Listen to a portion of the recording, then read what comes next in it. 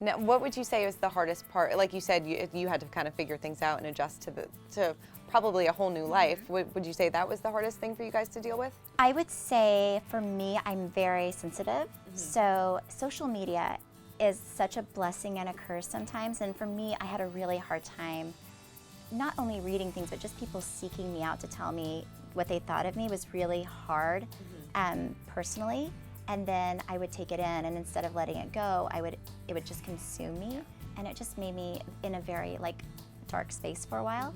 But then I realized that if you focus on the good, and just realize that there's some people that just want to ruin your day, and then there's some people that uplift you. So now I can focus on the good and realize the other people, I don't know them, it doesn't matter. Yeah. So no, definitely. You have to compartmentalize it. Yeah. And I mean, you were very open last season about kind of dealing with depression and things like that. So now you're feeling good and kind of focusing on the good things. Yeah, I feel like I'll struggle with it my entire life because it's something.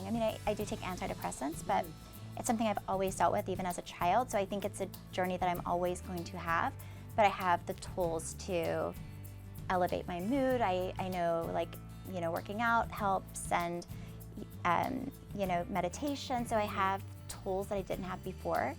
So I'm able to kind of take something that was holding me back and using it to help myself and hopefully inspire others to be more open about who you are and what you go through. Definitely. No, you mentioned social media, and it's so funny because people always focus on the people that say the bad things, but there's always so many people that are saying good things too. Yeah. So you gotta focus on that, right? Absolutely. And people just want to be seen. So I realized that when I'm only responding to negative people, then I'm feeding what they want. Sure. So now I really only respond to positive people because when you don't give them attention, they kind of go away.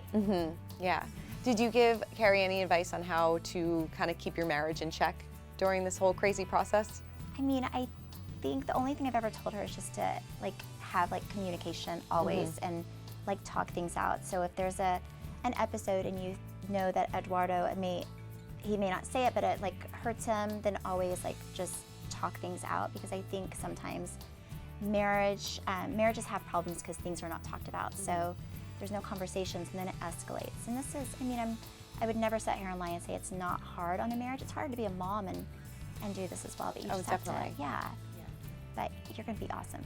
You're going to be awesome. She's going to be great. What was your husband's reaction when you decided to do this? He was like, oh. He was like that, oh. He's like, I don't know about this, Kary. You don't have a filter. You're going to say all kinds of stuff. And I'm like, well, yeah. But, I wanted to do it. It was a good time for me.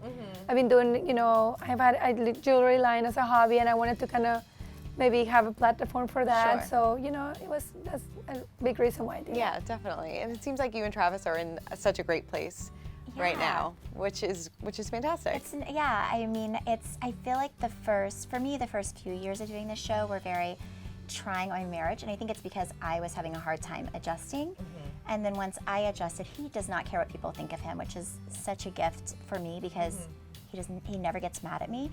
But I feel like it was more that I needed to adjust and figure things out. But we're in a really good place, and I hope it stays that way because marriage is so hard. Yeah, it's constant work. Yeah. It is. So you've been married for what, over 10 years? Yes. Over 10 years. And so we talk a little bit about on this episode about how it's hard to sometimes keep things spicy. Yeah. How do you guys do that? I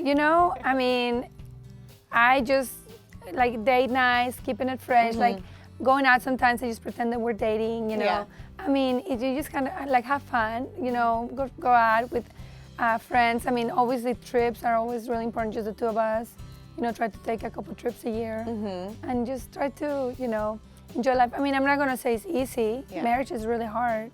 So, you're gonna have, and then it takes a lot of work to really do those things, like go on the trips with just your husband and, go on date nights, especially when you want to kill him the day before, Right. It's to make the effort to do that. Yep. So, but it is, I would say that it just takes two people to really want to keep it going and try hard. Definitely. Yeah. Well, you did say in the beginning of your relationship that you did have sex in public Bathrooms, bathrooms. Yeah, that's one thing. He's like, as soon as he heard that, it's like, really?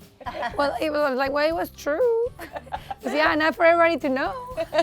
What's the craziest place that you've ever had sex in public? Oh, I mean, besides bedrooms, at a park, at a lake. You gotta keep things spicy, right? That was at the beginning, though. We haven't done public places in a long time. Long time.